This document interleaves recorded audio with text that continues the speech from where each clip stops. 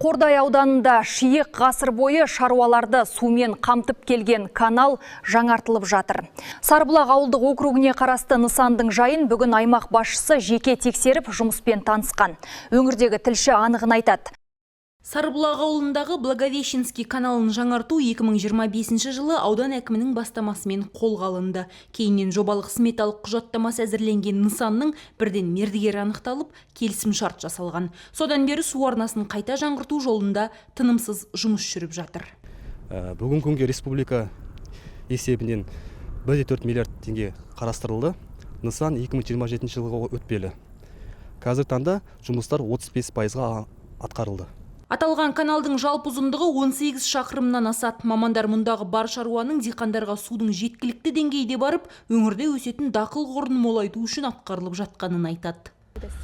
Ауыл тұрғындарына ауылдың ішкілік учаскелерге су бере аламыз, және де шаруа қожалықтарға 1050 гектарға қосымша тағы да суармалы су жеткізіп бере аламыз.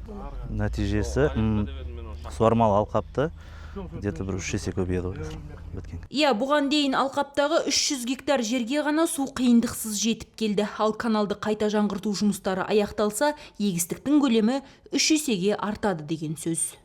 Жоба қазіргі негізі пикеттерге бөлінген. Нолевой пикеттен 198 пикетке дейін. Қазір біз 78 пикетте жұмыс атқарып жатырмыз. Нолевой пикеттен 35 пикетке дейін біз жұмыстарымызды атқарып қойдық. Қазіргі таңда диқандар су ішіп жатыр. Жұмыс қаржыландыру жоспарына сәйкес аяқталды. Қаржыландыру жоспары пока белгісіз болып тұр. Алқапты арттыру арқылы өңірдегі өнімнің санын да сапасын да өсіре аламыз деген аудан басшысы Бекзат Болатбеков жұмыстың уақытылы әрі жүйелі атқарылуын назарға алған. Өз кезегінде әкім жауапты тұлғаларға бірнеше міндет жүктегенін де айта кеткен жөн. Мадина Оқас, Еркебұлан Болатұлы, Қордай 24 Ньюс.